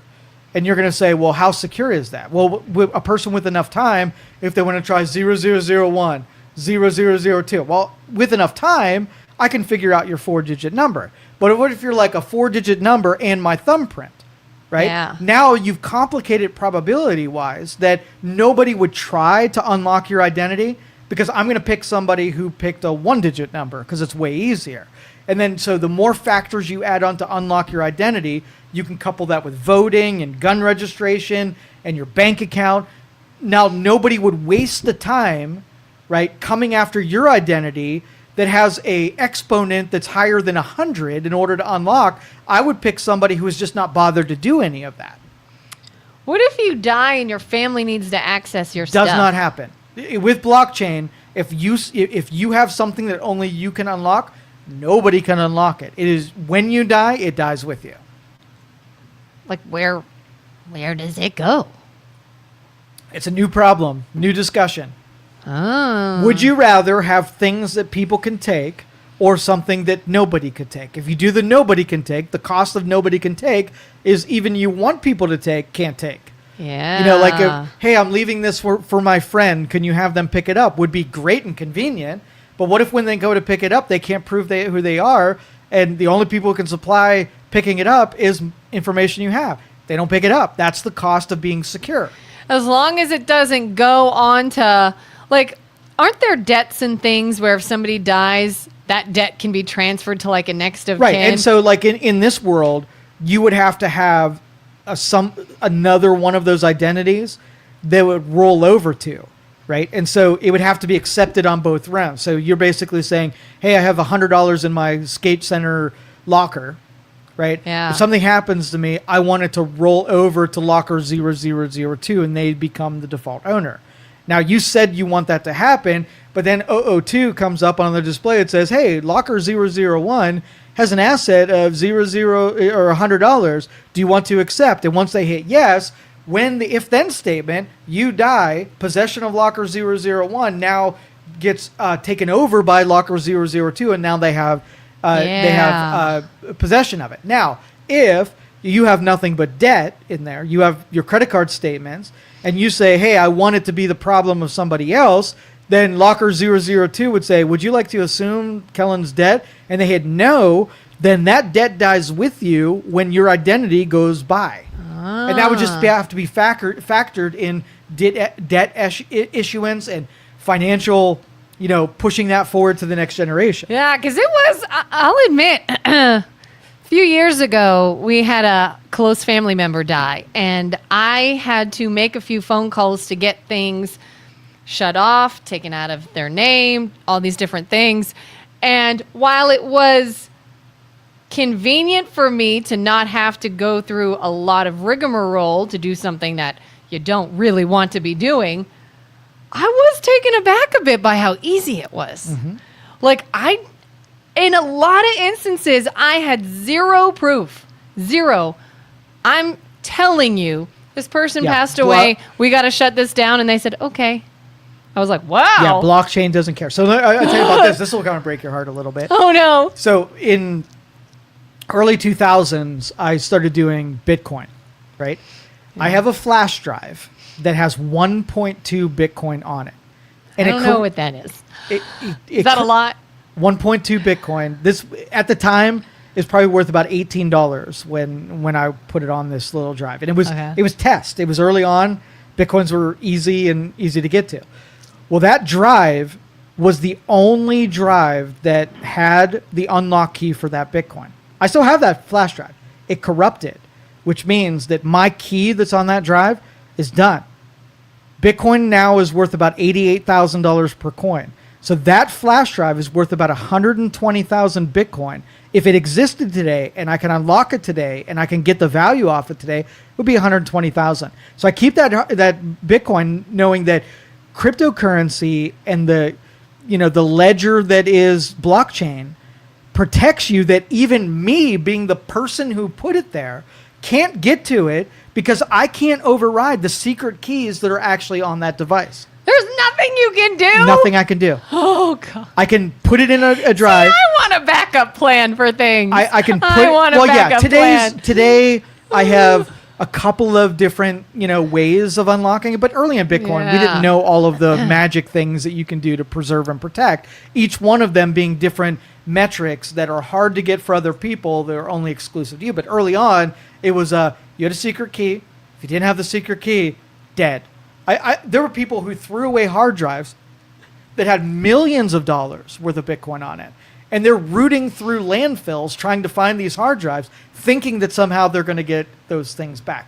So anyway, I have that thing. I plug it into a hard drive. It says it's corrupt data. I can see there's some files on there, and I can't do anything with it because it's a dead drive.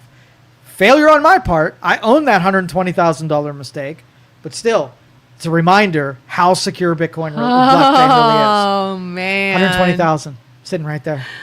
And so where will it go? Nowhere, ever. It'll just be dead money. It'll be just part of the overall ledger that will never be claimed, never be transferred. It'll just always exist there for all time. And it's really nothing.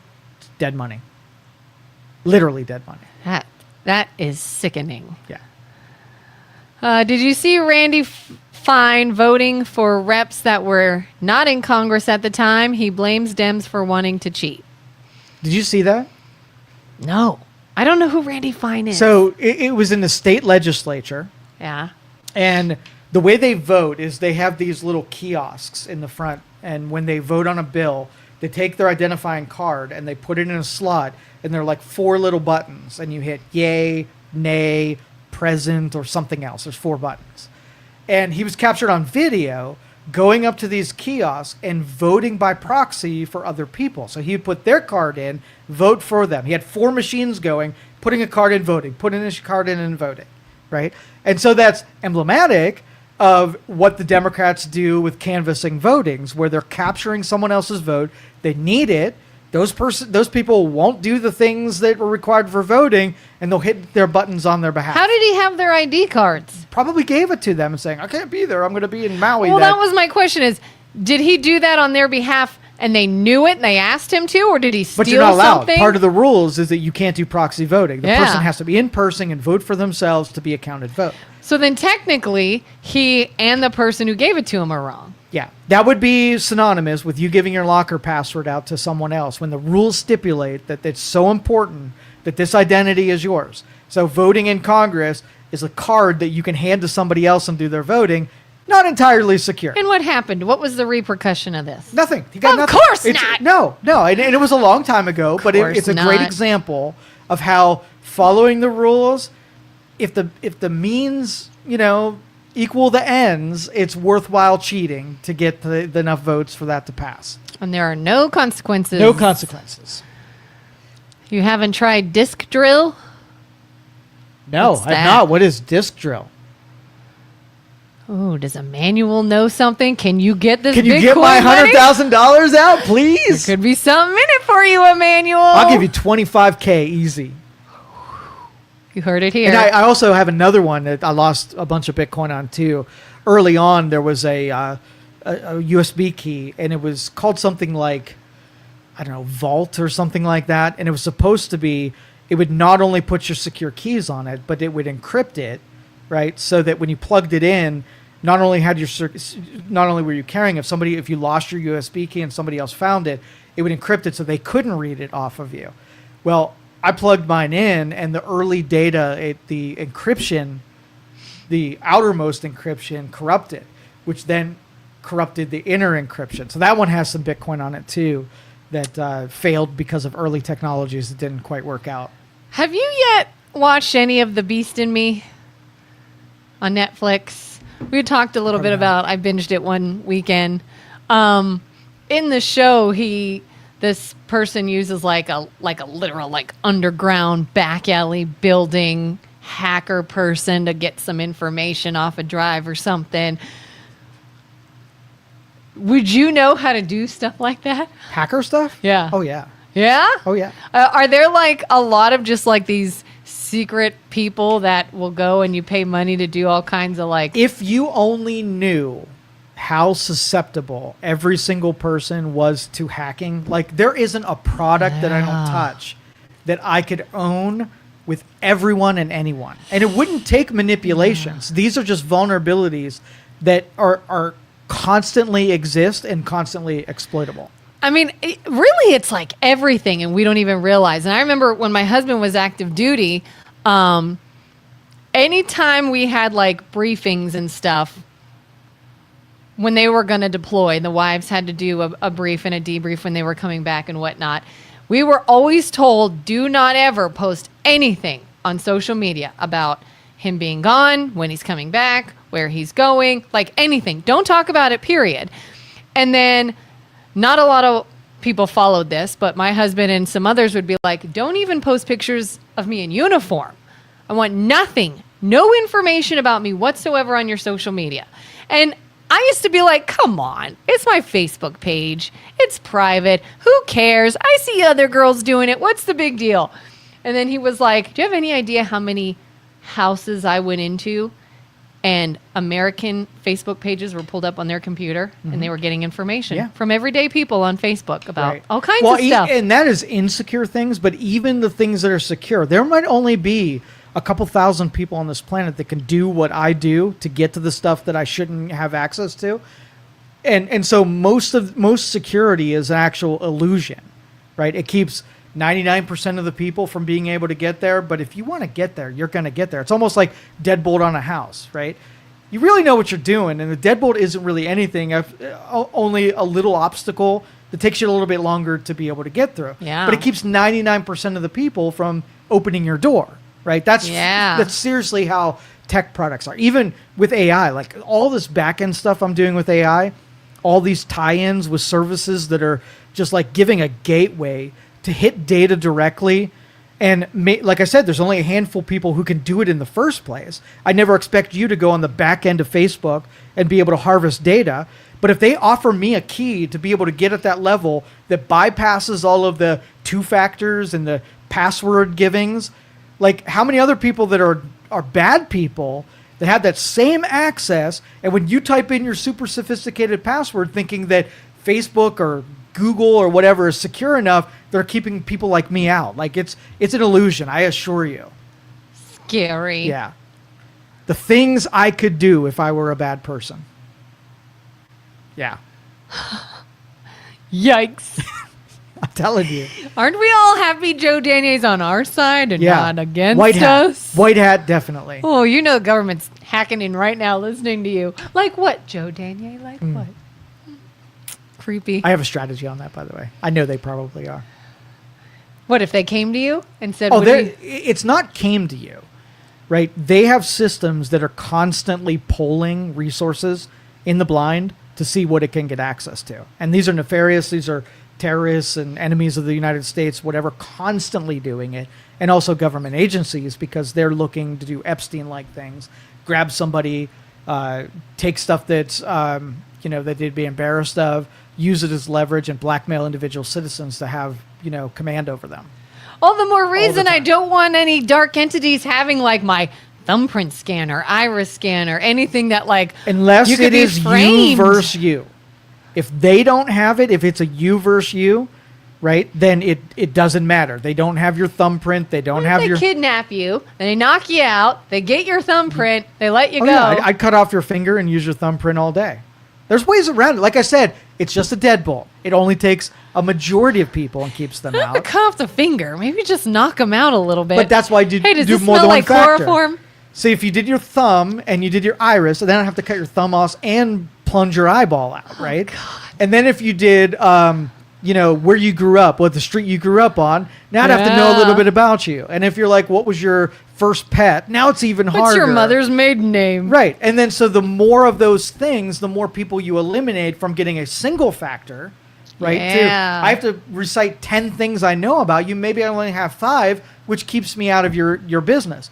On the outermost secure channel, once you're in, then people like me can operate, and none of that thing apply. No, none of those things apply. Yeah, back a couple weeks ago when everybody was doing those like Facebook caricatures, and everyone's like, it's just getting a whole bunch of data about you. I was like, not your biggest concern. Cat's out of the bag. They have my data. My neighbor is really security involved. I mean, he is at the top edge, leading edge of evaluating security for networks, high-end stuff like big corporate, big government, and whatever. And so I get kind of eyeballs in on what they're considering, like who's assailing, what their motives are, what the strategies are.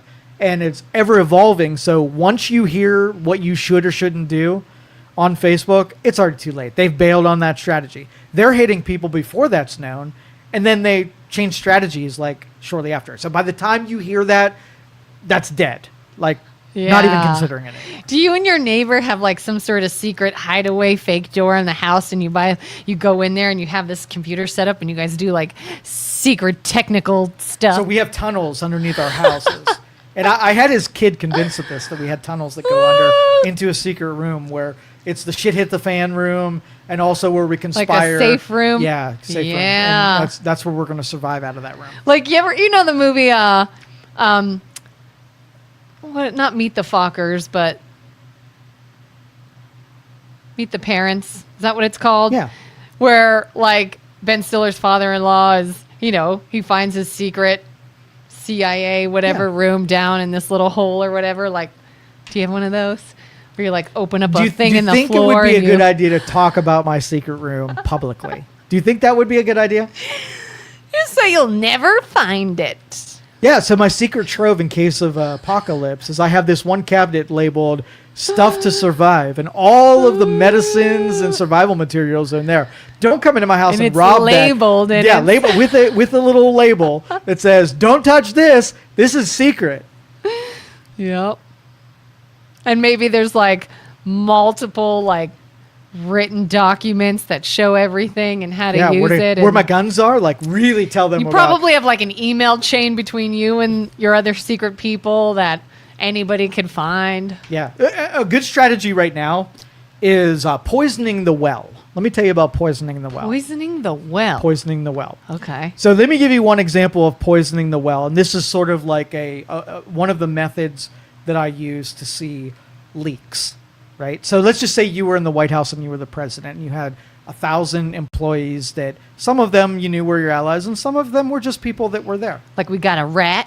We got a rat. Right? Somebody's got a leaking. rat in the department. You want to know who the leaker was. Yeah. And you know that people are telling other people stuff. So what I did was when I knew that someone was leaking, I would basically encode data that was specifically given to one person. So if that data ever maneuvered around, I can look at that code and know who leaked it because everybody got a different code. Like when code. You tell somebody a secret and I only told that person.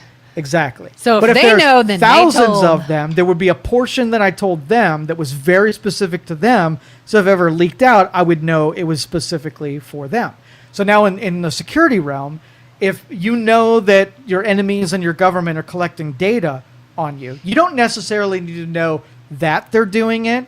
You just want to make sure that they're collecting data that they think is true, but you're putting fake information into their well, so they collect things that are terrible and awful and not true, along with things that might be true. And that way, when they release the trove on you, you can say that these salacious things were just part of the psyops that you were pulling on them. Like go on Facebook today and say, in a private message to another account that you create, something that is totally outlandish and untrue. So when they collect that out, it will be in the log of not like 100 things and they were all legitimate. There might be 50 things in there that were completely, the defense attorney is going to take aim at him and say, this was all satire. She wasn't serious. Yeah. She was just poison the well. So do you think we, the American people, have ever been upset or outraged by or bought into or believe something that happened that we're all talking about and it's just this big deal and it's not even true, Correct. But it was planted by the administration Yeah, themselves. planted whichever by, side. planted by an enemy of that information, and then disseminated by people who have an orthodoxy and almost a religious view on then parroting it. Or like an administration, whether it's Republican, Democrat, whatever, whoever's in power at the time, allow some information to get out there, knowing it makes them look bad. It's not true. It's going to cause some outrage, but it's not true, which is how they're getting away with it. And everyone's like, how are they getting away with this? Because it's not true, but you're all talking about it. But it doesn't matter. But then you can see, how did it get out, though? But it doesn't matter. Let's just say Trump does a speech and he says, these deals were the best deals that were ever made. No other deal was as amazing like this deal. So not bad, right? But if you look at deals that were made, it's not even in like the top 10. But what if you had people who really like Trump and then they got on their shows and podcasts and said, hey, these deals were the best deals that were ever made. And through the game of telephone, now those deals become the best deals that were ever made. Not untruthful, right? But propagated because somebody took the baton, cast it forward, and it was repeated enough times. Like there was going to be somebody who said, hey, it'd be really good if Trump was a racist and a Nazi. And then it propagated down and said, Trump's a racist and a Nazi. And they were repeated so many times down the road that now it's just known as Trump's a Nazi and a racist. And when someone objective like you and I were like, okay, I heard something, let me see if it's true. Now, was it the best deal? I'm going to list the last 100 deals that were done internationally. I'm going to take what the best means, a subjective posting, but let's give it some metrics to find out what the best was. Economic impact, best net gain, most people affected, whatever. I'm going to add my metrics, and I see it's not in the top 10. I'm going to say, not a real piece of information. Nobody parroted it. So it died when the person said it, and it ended up being not true. But as long as do you hold the parrots more responsible, something they wanted to believe and just decided to keep reciting until it became cultural fact, until you and I say, okay, is he a Nazi? If he's a Nazi, what is a Nazi? What are the measurements? How do I figure out if someone's a Nazi? Is someone a racist? What metrics go into making someone a racist? Seeing that he's not a Nazi and he's not a racist, right? I know this to be true. Now I have to say he is not a racist or Nazi. Notice there will be far less people that will take the merited, the metric-based truth and parrot it, because it'll die the first time I say it. Yeah, if anything, it'll be like, well, you must be too if you're sticking up for him. That's exactly right. Instead of, oh, I wonder why you would think that. Right. What are you saying? Pay attention to what gets parroted, because all it is if you believe it and want to believe it. Like, do you want Trump to be in the Epstein files? Then the people that are behind the scenes will say, if I say this thing, I've got 1 million people that will pick up that baton and throw it so far. I will be disconnected from it. Me saying it first won't even matter because 1 million people will have said it after I do. So you say, Trump is in the Epstein files, and you watch it propagate out to all the poisoned nodes that repeat it, and now it doesn't matter who started it, right? And objective people can say, is he in the Epstein files? 1% yes, 90% no. Would have been a fail as far as I'm concerned based on today's knowledge. But that's how culture works at this point. It's a game of telephone. It is. It has nodes of parroting, and it's happening in every direction. BJ says we got 5 minutes. Okay, I'm out of breath. Game of telephone. That's a good one. That's really what we're living in nowadays. Yeah. Hey, I heard this. And then it's like, oh, did you hear this? Oh, I heard this. And it's like, wait. No. You guys are talking about something totally different. That didn't happen, but they heard it from someone who heard it from someone who heard it from someone. And does anybody actually look into it? No, not really. You know who told you this would happen? This guy. Who has 2 thumbs and told you this would happen? This guy. So, you make information accessible to all people, even the dumb ones, right? And I would say, hey guys, before we just, we got all this, we got Alexandria, and we got the monks' sanctuaries with all of the scrolls and all of the books. If we just give this stuff to the regular people, they're going to be so stupid with it. There's some people going to be helped, and they're going to get into physics and history and going to know stuff. But the majority, if we give access to all those people, they're just going to make a mess with it. They're going to use it. They're going to take 1% of it because they don't understand it anyway. They're just going to make a mess of it. So now we take the information age where everything's accessible to everyone.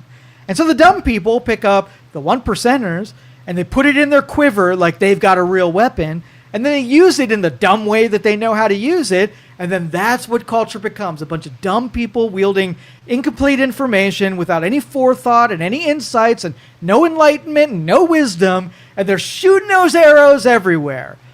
You need to eliminate normies from having access to information. Keep them out of lever and decision-making processes. I know it felt good. I know it felt like everybody, they would just do great things with information, great things with weapons, but dumb people with a grenade are going to do exactly what you'd expect them to do with it. Yeah. Why I say that old saying that those who know better do better. Not so much the case. Not so much. You can know we talked about poor people, like just if we would give them money that they would stop being poor people, right? And that's not the case. It feels like that would be the case. Like in 2020, not the case. When a bunch of people were given free money and then blew it. Yeah. Put themselves in a worse situation than they were before they were given the money. So I want you to take all of your womenkind, all women in the United States. You are now responsible, right? No. And what I want you to do is a bunch of them got married and changed their name.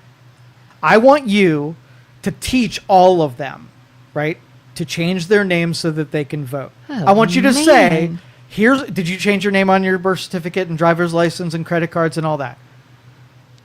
Do you change your birth certificate? Yes. Okay. Whatever I changed, I went to the Update, DMV I imagine. Well, maybe not. I don't know. I don't think you change it on your birth certificate. But your birth certificate wouldn't say you'll be given your given name rather than your married name. Would you not update it on your birth certificate? If you use that as a way of I don't remember. proving. Do I? Okay, I may. maybe you take your birth certificate and your marriage certificate Yes. and take them together. Yes. So I was Then born your this way, Social Security and I became changes, this your way, ID. and here's me. That's so exactly what I what I want you had to to do. What I want you to do is I want you to teach all women, 50% of the public. You have 90 million people that you have to train that got married, and I want you to check them off the list. The ones that say, I know it and did it, right? And the ones that are like, huh? All the who's. I want you to then teach how to be able to vote if you, one, have a birth certificate and changed your name. Okay? It's on you. But don't you think there's a handful of people that do it and still want to complain that we shouldn't? I don't care about complainers. No, this is a unidirectional training. You're going to tell them without them being able to say anything in return. You're going to tune them out, lower their volume so that you say the thing. You can say, what's your name? And were you married? And do you have a birth certificate? And do you have a marriage certificate? Now I want you to re-register under your married name, but so that when you go there with your license that say your married name, that you will be able to vote because what the register says and what you have are the same thing. That is your, Yeah. I want you to go out into the world and change the world. Julie says, Joe, do you believe anything? What is your criteria for belief? But there's nothing that ever goes into the foundation of belief. It's all remeasurable.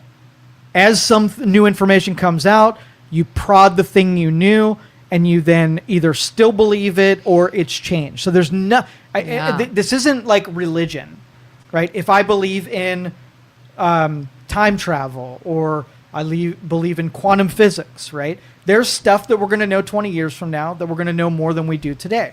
So I have a belief in what I know right now, but it would be a better belief in the future when there's more information. So it's malleable, it's always changing, and there isn't something that's just known. You can have considerations. Yes. But do you really believe? Not yet. No. Belief as in it's an ongoing thing, yes. Belief as in it's been figured out and now we have consensus, never. Yeah. Never. Curiosities demand I do better. So there you go. I think that's it, right? All right, let's get out of here.